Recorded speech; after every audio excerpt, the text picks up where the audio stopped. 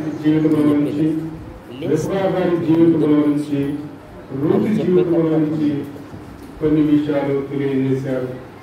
వారు ఆ విధముగా నడుచుకుంటూ దేవుని మహిమపరుస్తూ కుటుంబానికి ఆశీర్వాదంగా ఉండాలని మరి కోరుతూ ఉన్నాను. మరి మీలో ఇక్కడ ఉన్నవారు ఎవరైనా ఒక పల్లవి, ఒక వచనం, ఒక శరణం పాడే వాళ్ళు ఎవరైనా ఆసక్తి కలిగిన వారు ఉంటే వచ్చి పాడవలసిందిగా కోరుతూ ఉన్నాం. ఎవరైనా ఒక పల్లవి, ఒక శరణం ఎవరైనా పాడవలసిన వాళ్ళు ఆశ కలిగి ఉంటే రావాల్సిందిగా కోరుతూ ఉన్నాం.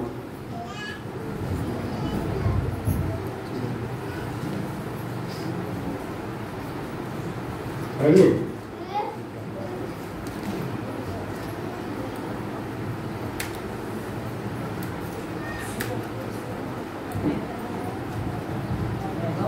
ఒక పల్లవి వచ్చిన మాత్రమే పాడుతున్నామండి. ప్రాణుల చాలించి పాడుదను రక్షణ దుర్గము మన ప్రభువే. ప్రాణుల చాలించి పాడుదను రక్షణ దుర్గము మన ప్రభువే. రాణి కృతజ్ఞత స్తోత్రముతో రారదు సన్నిధికి హృదయము. స్వప్రభు నామము కీర్తనగా సంతోషగానము చేయుదము. రాజుల సాగించి పాడుదము రక్షణ దుర్గము మన ప్రభువే.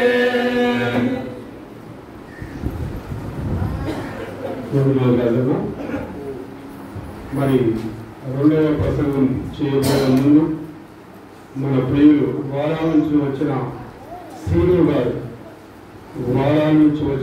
గారు ప్రార్థన చేయవలసిందిగా కోరుతూ ఉన్నాం.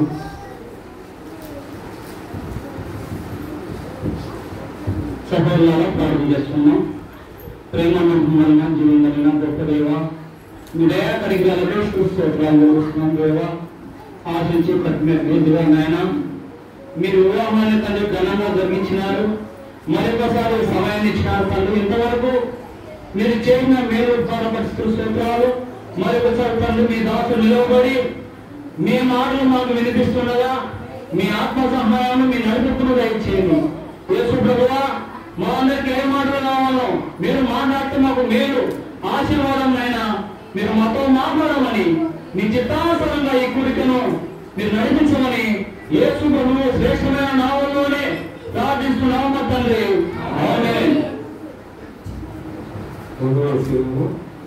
రెండవ వర్తమానము దండి ఆకుపూర్ నుంచి వచ్చిన టి రాజారావు గారు ఎంతో మందిని ప్రభువు మార్గంలో నడిపించి ఎన్నో సంఘాలు కట్టి దేవుని పరిచయం చేస్తూ ఉన్నారు. ఆయన్ని దేవుడు ఎక్కువ అత్యధికంగా వాడుకుంటూ ఉన్నారు. ఆయన వర్తమానాన్ని మనమందరం విని ఆనందించాలి. అదే విధముగా మన విశ్వాస జీవితంలో బలపడాలని మిమ్మల్ని కోరుతూ ఉన్నాను. మరి బలులకు అవసరమైన విషయాలు చెబుతూ హెచ్చరిక వేస్తూ ఆత్మీయ జీవితంలో నడిపే విధముగా ఆయన వాక్య పరిచయం ఉండాలని కోరుతూ ఉన్నాను. రాజారావు గారికి సమయాన్ని ఇస్తూ ఉన్నాను.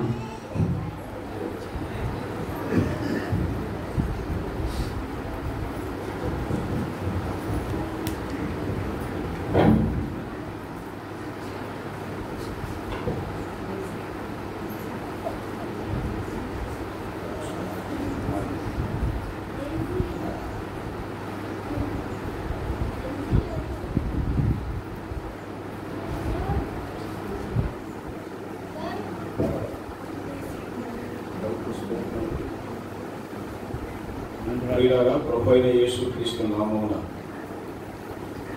నూతన దంపతులైన ఐజాక్ ఫిలిప్ అలాగే ప్రియాంకల ఈ ప్రత్యేక కూటములో మరి మనమందరం కూడా చేరావటానికి మీరు కూడా మీ పనులన్నీ విడిచిపెట్టి వచ్చిన దాన్ని బట్టి పని చేసుకున్నామండి.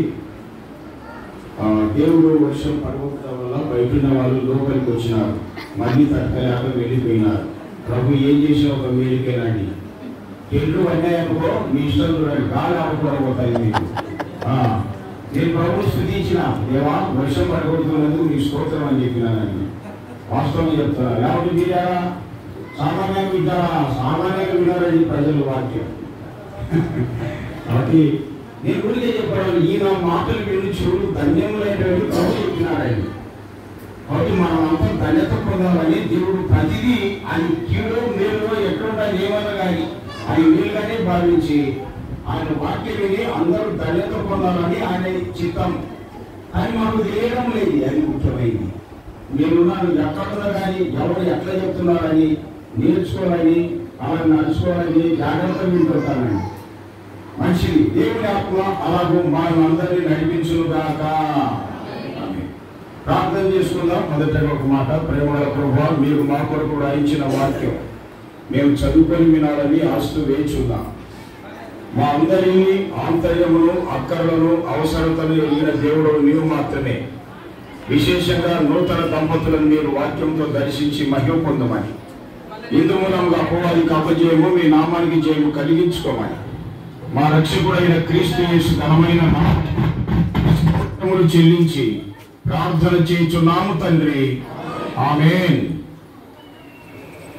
ప్రియులారా, పరిశుద్ధ గ్రంథమైన బైబిల్లో నుండి పరిశుద్ధ పరమాత్మ పొందాం.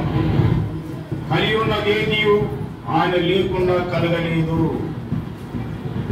ప్రభు ఈ వాక్యం మన కొరకు వివరించి వినిపించుగాక.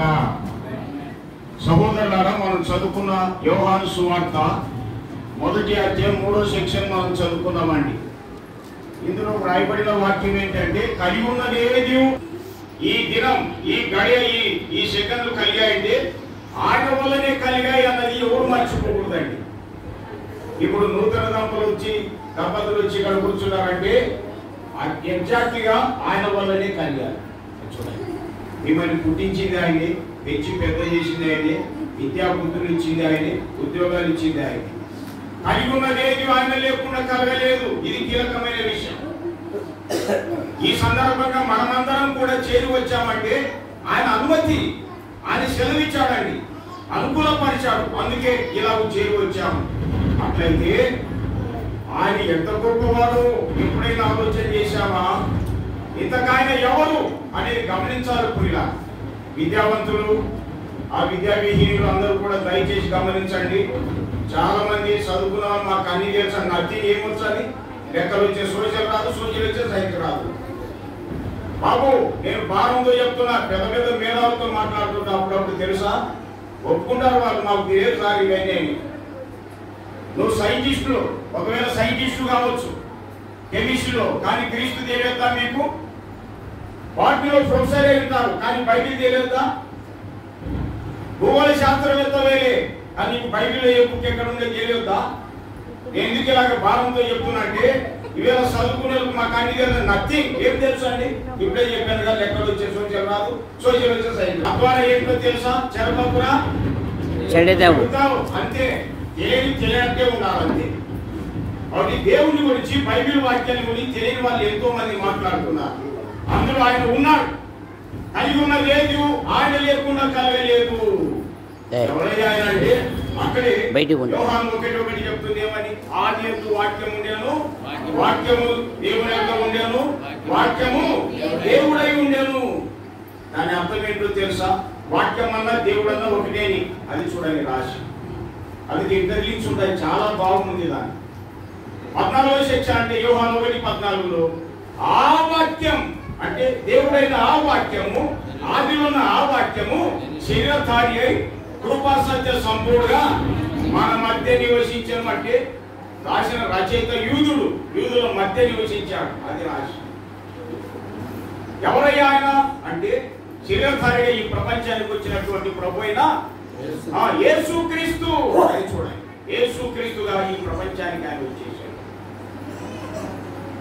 ఎవరైనా ఇంకా ఆలోచన చేస్తే రోమా పత్రిక 9:5 సెక్షన్ ప్రకారం, రోమా 9:5 ప్రకారము, ఇతరులు వీరి వారు శరీరం బట్టి క్రీస్తు వీరిలో పుట్టాను, ఈయన సర్వాధికారి అయిన దేవుడై ఉండి నిరంతరము స్తోత్రారుడై ఉన్నాడు. స్తోత్రారుడు, పూజారుడు, పూజనీయుడు ప్రభు అయిన యేసుక్రీస్తే. ఇంత చదువులు చదువుకొని రాళ్ళకు చీరకు చెట్లకు చెప్తారా అంటే బాధపడతారండి. అంటే బాధపడతారు. ఏంటి అసలు మనం చదువుకునేది ఎందుకు? అన్ని దేవుడు అని చెప్పడానికేనా? కొంతైనా ఆలోచన లేకపోతే ఎట్లా? అదే చదువుకునేది అన్ని దేవుడు అని చెప్పడానికేనా? కొంతైనా ఆలోచన వద్దా? ఇప్పటికీ పెద్ద పెద్ద విద్యార్థులకు అర్థం కాలేదండి. సర్వాధికారి అయిన దేవుడు నిరంతరం స్తోత్రారుడు, పూజారుడు, పూజనీయుడు, ఆరాధింపదగిన వాడు ప్రపంచ చరిత్రలో ప్రభు అయిన యేసుక్రీస్తు మాత్రమే. ఎందుకంటే సర్వాధికారి అయిన దేవుడు. అది చూడండి, ఆయన వల్లనే సమస్తం కలిగాయి. కాబట్టి నిన్న వీళ్ళిద్దరు జతపరచబడ్డారండి కడపలో. వీళ్ళకి జతపరిచింది ఎవరు తెలుసా? పైగా మీ సేవకులు. ఓకే, సేవకులు ప్రజలు ఉంటారండి, కానీ ఒరిజినల్ గా ఎవరు తెలుసా? దేవుడే, సర్వాధికారి అయిన దేవుడు. అది చూడండి రాజ్యం కలిగి ఉన్నదేది ఆయన లేకుండా కలగలేదు. పెళ్లి కుమారుడుగా పెళ్లి కుమార్తెగా నేను ఇద్దరు వచ్చారు, వాళ్ళిద్దరిని జత చేశారు, నూతన దంపతులు చేశారంటే కలిగి ఉన్న దేవి ఆయన లేకుండా కలిగేది. ఎవరు ఆయన? సర్వాధికారి అయిన దేవుడు, నిరంతర స్తోత్రాడు. కాబట్టి మత్తయి 19:6 సెక్షన్ ప్రకారం, 19:6 ప్రకారం దేవుడు జతపరిచిన వారిని అనే మాట ఉంది. కాబట్టి దేవుడు జతపరిచాడు.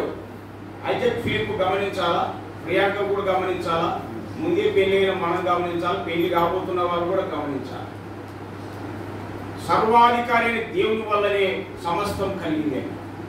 అందుకనే మనం ఏం చేయాలి తెలుసా?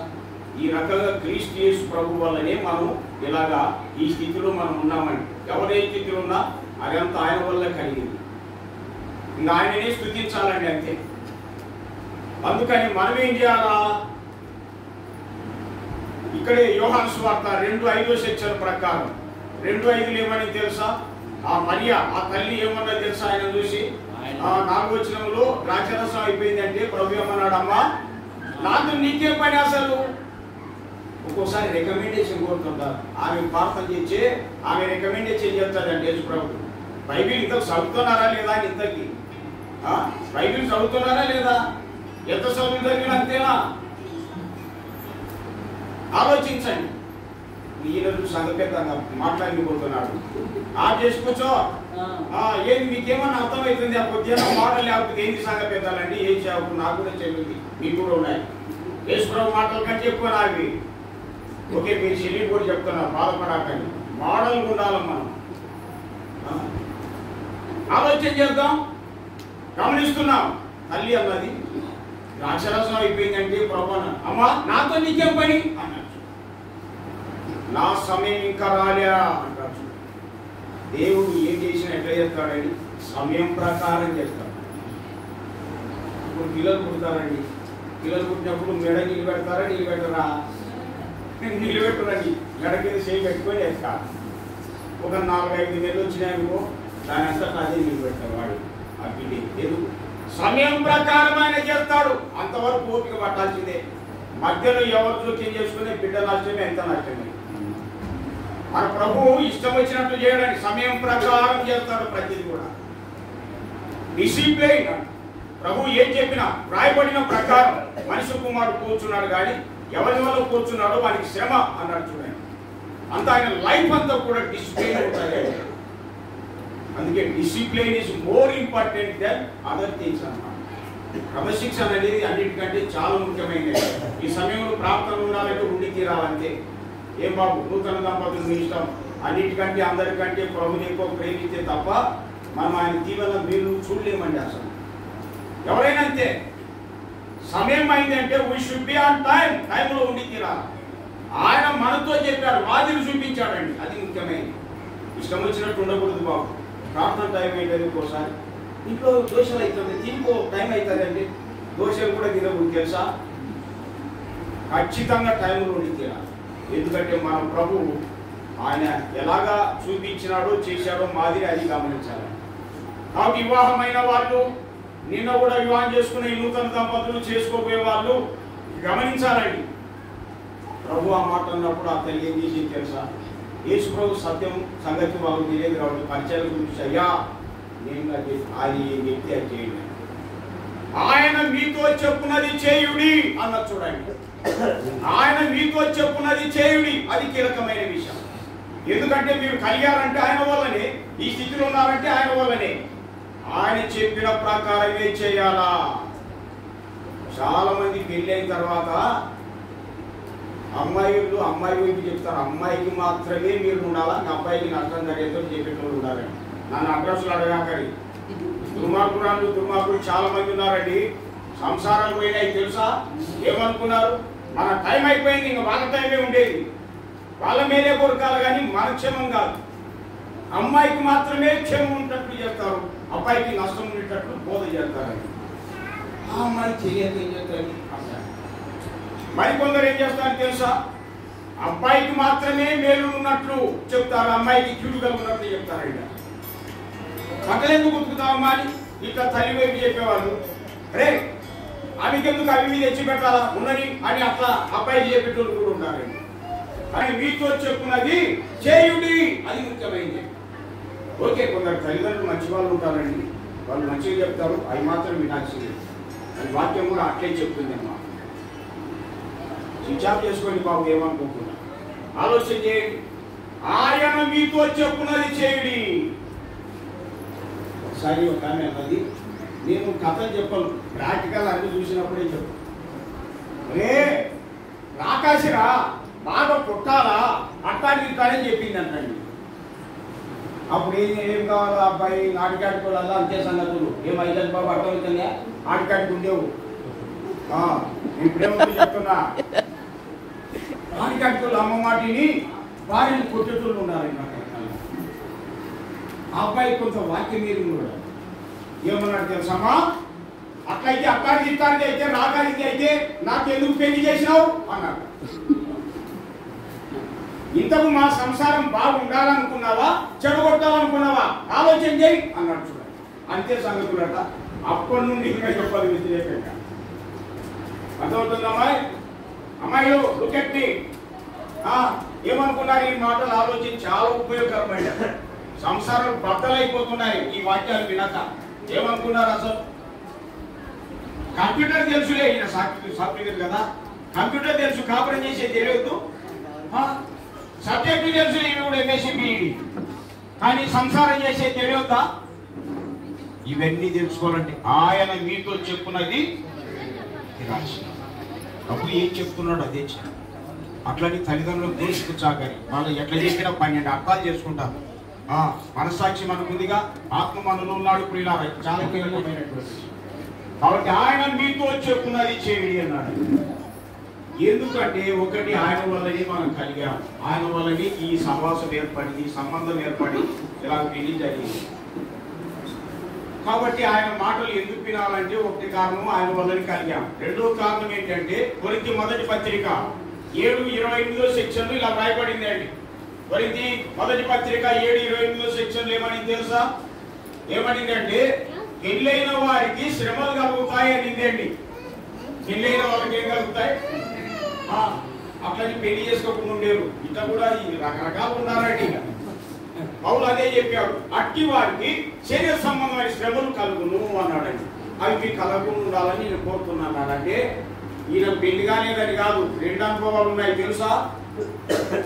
నీకెట్లా తెలుసు బ్రదర్ అంటారు. ఆయన రాసిన ఉత్తరాల ద్వారానే మనకు అర్థమైపోతుంది పెద్దలు ఎలా ఉండాలో. అది పెళ్లి అయింది కానీ మధ్యలో భార్యను కోల్పోయినాడు, అందుకే పెళ్లి చేసుకోకుండా ఉన్నాడు. అందుకు విధవరాలతో కూడా చెప్తున్నాను అన్నాడు. పెళ్లి చేసుకోకుండా పెళ్లి కాని వారితో చెప్పాడు, పెళ్లి అయిన విధవరాలతో చెప్పాడు, భర్తలు కోరుకున్న వారికి. అంటే 2 అనుభవాలు ఉన్నాయి ఆయనకి. పెళ్లి అయిన వారికి శరీర సంబంధ శ్రమలు కలుగుతాయని కొరింథీ మొదటి పత్రిక 7:28 సెక్షన్లో రాయబడిందండి. మరి ఆ శ్రమలను అధిగమించాలంటే ఆయన చెప్పినట్లు చేయాలి.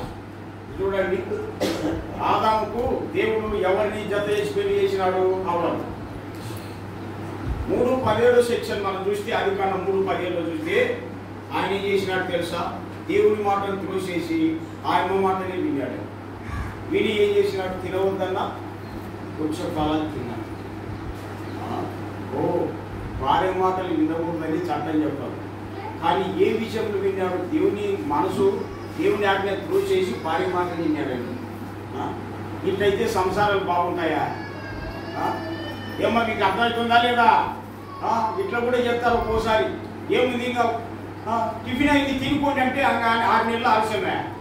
ఇంకా ఏం సేవకులము, ఏం సంఘ పెద్దలు, ఏం విశ్వాసులం అండి? ఈమె చేసిన దానికి ఆలస్యం అయిపోయాయి. ఇక మందిలో మన ఎదురుగా అన్నారు కానీ చాటును అనుకుంటుంటారండి. ఆయనది వాక్యం చెప్తారు. 6 నెలలు ఆలస్యం అవుతారు, 3 నెలలు ముందు లేచిపోతారు అనుకుంటారు. కాబట్టి ఆలోచన చేసుకోవాలి ఇవన్నీ.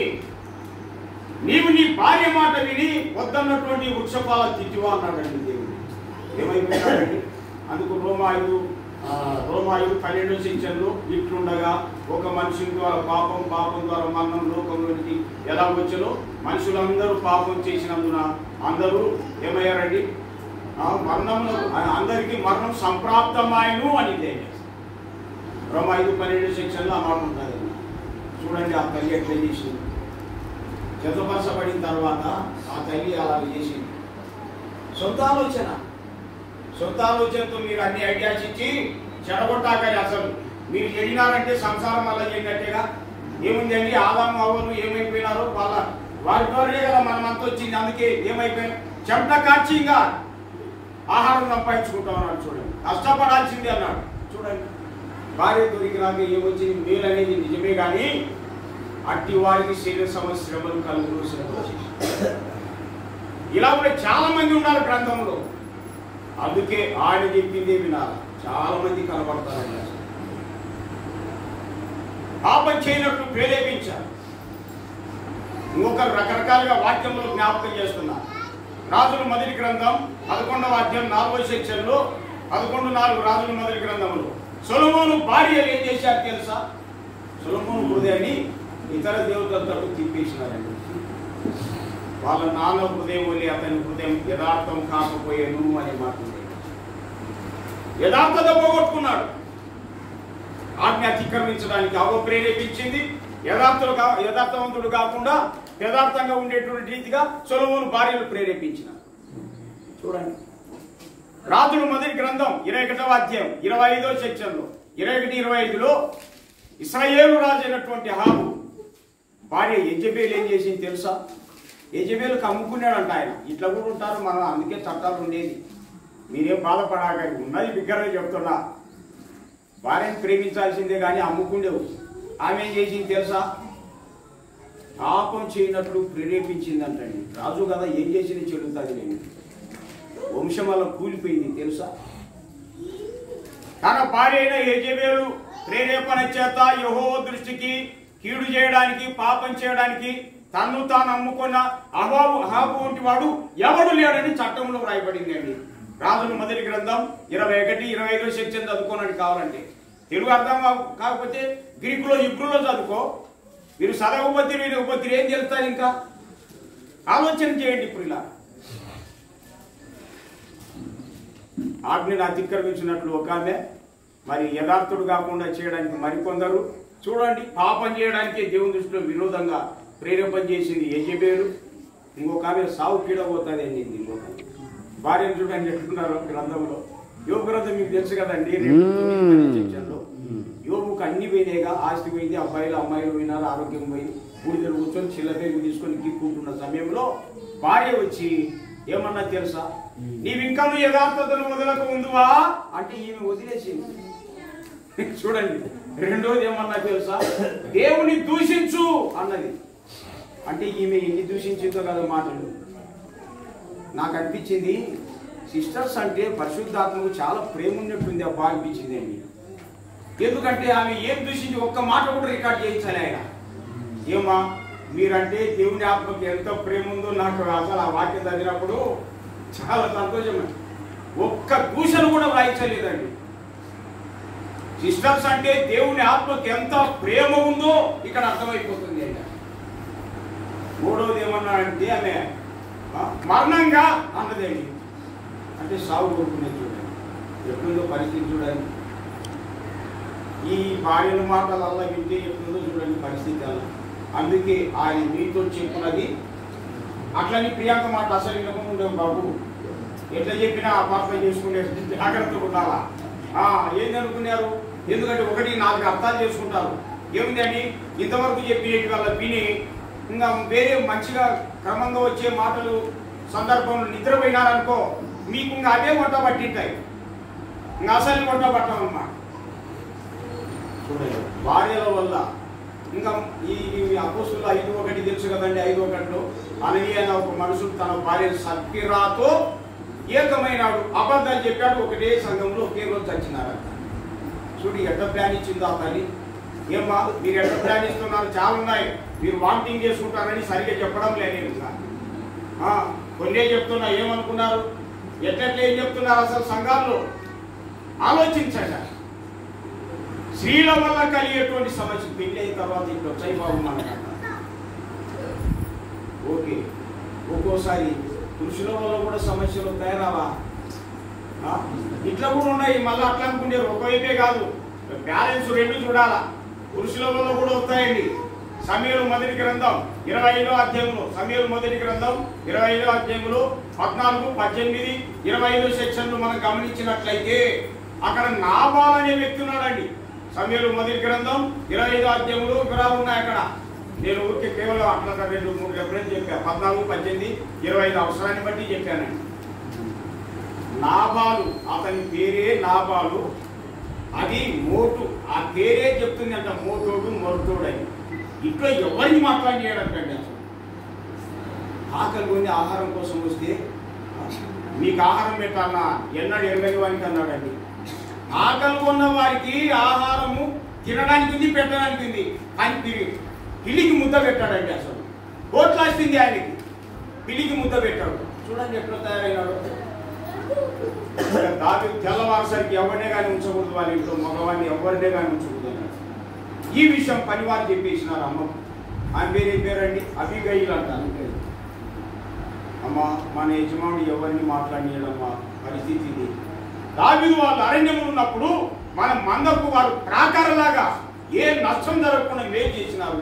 మేలు చేసిన వారు సేవకులు వచ్చినారు, ఆహారం కోసం వస్తే కఠినంగా మాట్లాడి పంపించేసాడు. సరికి ఆమె 18 వచ్చినంలో అయ్యగారికి చెప్పలేదండి. వాస్తవం చెప్పి వెళ్ళాలా, చెప్పకుండా వెళ్ళాలన్నా? వాస్తవం చెప్పి వెళ్ళాలి, కానీ చెప్పలేని ఎందుకు? కాకపోతూ సమస్య చెప్పినంత మళ్ళీ ఏం చెప్తాడు, తెల్లవారుసరికి కుటుంబమే ఉండదు. అవసరమైనవే చెప్పాలా, అనవసరమైనవి చెప్పినారంటే బద్దలైపోతారు. పొరపాటున చెప్పింది అనుకానే యజమానికి, ఆమె కూడా వెళ్ళనీయడు. తెల్లవాటలకు పతనం, అంతే సంసారం వల్ల. చెప్పవలసినవే చెప్పాలా కానీ చెప్పకూడదని చెప్తారా? దేవునికి ఇచ్చే సొమ్ము విషయంలో మీరు చెప్పుకుంటుంటే ఆయనకి ఆడ ఉంటారని ఇవ్వమని మీకుంది, ఆయనకు అసలు ఉండదు. కొందరికి బ్రదర్స్కి ఇవ్వడానికి ఉంటుంది, అమ్మగారికి ఆ ఇష్టం ఉండదండి. దేవుని విషయంలో చెప్పడానికి వీలు లేదు, అసలు ఎవరు చెప్పరు తెలుసా? కొందరు అన్నగారు పాత్రకు వచ్చినా కాలికి చెప్తాడు. అక్కడ ఉంటాయి, ఇట్లాంటి జరుగుతుంటాయి. ఏదో ఎప్పుడోసారి పొరపాటున అంటే ఈయన ఇచ్చే ఎంత ఇచ్చారో అంతే చేయాలి. ఇట్లాంటి పనులు వాక్యం ఒప్పుకుంటాయా? ఎప్పుడోసారి అయితే ఏమో అనుకో. ఓకే, అందుకే ఆయన చెప్పకుండా వెళ్ళింది. కుటుంబాన్ని కాపాడుకున్న ఎవ్వరి కానీ సాగుకుండా కాపాడు. నా వారు ఒక్కడే తెచ్చాడండి. కాబట్టి ఏం జరిగింది అక్కడ నేర్చుకునే సత్యం ఏంటంటే, ఆ శ్రమ వచ్చింది కానీ కుటుంబాన్ని కాపాడింది ఏంటంటే, ఒక్కోసారి భర్తల వల్లనే శ్రమలు ఉంటాయమ్మా, కానీ కుటుంబాన్ని కాపాడుకోవాలి. న్యాయాధిపతుల గ్రంథం, ఇంకా చివరి జ్ఞాపకం చేయబోతుంది. న్యాయాధిపతుల గ్రంథం 13వ అధ్యాయం 22-23 సెక్షన్లు చూస్తే, ఆ 13వ అధ్యాయంలో మానోహ అనే వ్యక్తి ఉంటాడు. గోత్రికునిగా మనం చూస్తాం. మానోహ అన్నటువంటి వ్యక్తి మనం జ్ఞాపకం చేసుకుంటాం. ఇది దాన్ గోత్రికుడు అండి, బెన్యామీన్ కాదు, దాన్ గోత్రికుడు. మానోహ అన్నటువంటి వ్యక్తి ఉన్నాడు. అతడేమన్నాడు తెలుసా? భార్య చూశాడు. ఏమండి, యెహోవా దూతను చూసినాం అంటే దేవుణ్ణి చూసినాం, కాబట్టి ఇంకా మనం బ్రతకమని చచ్చిపోతామని వణుకుతున్నాడు ఆయన. చూడండి, వణుకుతున్నాడు, భయపడుతున్నాడు, ఇంకా చచ్చిపోతామని ఈ మనోరోగం పడింది, మనోరోగానికి మందు ఉండదంటారుగా. ఏమో అర్థమవుతుందే లేదు. ఒక్కోసారి మీ భర్త కూడా అట్లాంటి భయంతో ఉంటారు. ఏం చేయాలి? ఆ తల్లి ఏం చేసింది తెలుసా? ఏమయ్యా అలాగే వణుకుతావు? ఎందుకు అంత అనుమానంతో పోతావు? మనల్ని చంపగోరినలా అక్కడ రేముల్లో చెప్పిందండి. దహన బలి అలాగనే మన ప్రతిష్టాలు ఆయన అంగీకరించడు, వీటిని మనకు తెలుపడు, ఈ సంగతులను మనకు చూపించడు అని చెప్పిందండి. కొడుకు పుడతాడు ఇట్లయితే ఎట్లా చెప్తాడు? ఆయన మనం తెచ్చి ఎలాగ జరుగుతుంది అని ఆ తల్లి భయపడిన భర్తను ఏం చేసింది? ధైర్యపరిచింది, ఆ భయంతో కొట్టింది. చూడండి, నిబ్బరంగా ఉన్నట్టు చేసుకునేదండి. కాబట్టి ఒక్కోసారి భర్త వల్ల సమస్యలు వచ్చినప్పుడు ఏం చేయాలా? ఉంటే ఉండు సత్యసామంటారా? కొద్దిగా ఆలోచన వద్దా? అందుకే ఆయన మీతో చెప్పున్నది చేయండి అనేది అదేనండి. అర్థం తెలిసి తెలియక సమస్యలకు కారకుడైతే కాపాడుకోవాలి. ఇలాంటి వాక్యాలు ఎన్నో మనం చూస్తాం, ఇలా చాలా చూస్తాం. కాబట్టి మన ప్రభు అయిన యేసుక్రీస్తు వల్లనే సమస్తం కలిగింది. కాబట్టి ఆ ప్రభు ఏం చేశాడు తెలుసా? మనందరి కోసమై మన ప్రియులు ఇప్పుడే చెప్పాడు కదా, తెలిసో తెలియకో భార్య భర్తలు ప్రపంచ ప్రజలందరూ కూడా ఆయనను ఎరగక, ఆయనకు విరోధంగా, ఆయనకు వ్యతిరేకంగా అపరాధాల్లో, దోషాల్లో, పాపంలో పడి నిత్య శిక్షకు పాత్రులై ఉంటుండగా సమస్తానికి కారకుడైన యేసుక్రీస్తు ప్రభు మానవునికి ప్రపంచానికి వచ్చి ఏం చేశాడు తెలుసా? పురుషులందరినీ వారి పాపాలు క్షమించాడండి. మార్కు సువార్త 2:5లో కుమారుడా నీ పాపాలు క్షమించబడి ఉన్నాయి అన్నాడు. లూకా సువార్త 7:48 వాక్యం నుండి 7:48 అమ్మా నీ పాపాలు క్షమించబడి ఉన్నాయి అన్నాడు. పురుషులందరి పాపాలు క్షమించాడు, స్త్రీలందరి పాపాలు క్షమించాడు, అందరి పాప భారాన్ని మోసుకొని వెళ్ళాడు. అందుకే ఇదిగో లోక పాపం మోసుకొని పోవు దేవుని గొర్రె పిల్ల అని చూస్తున్నాడు.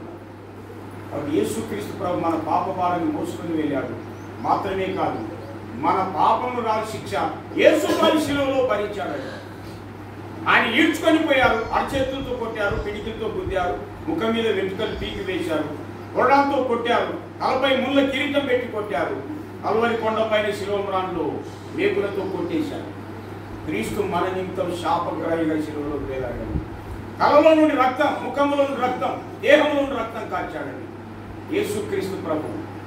గమనించండి, మన కోసమై ఆయన ఏం చేశాడు తెలుసా? విమోచనకరంగా ప్రాణం పెట్టాడు. ఆయన మన నిమిత్తం తన ప్రాణం పెట్టానని యోహాను పత్రిక 3:16లో మనం చూస్తాం.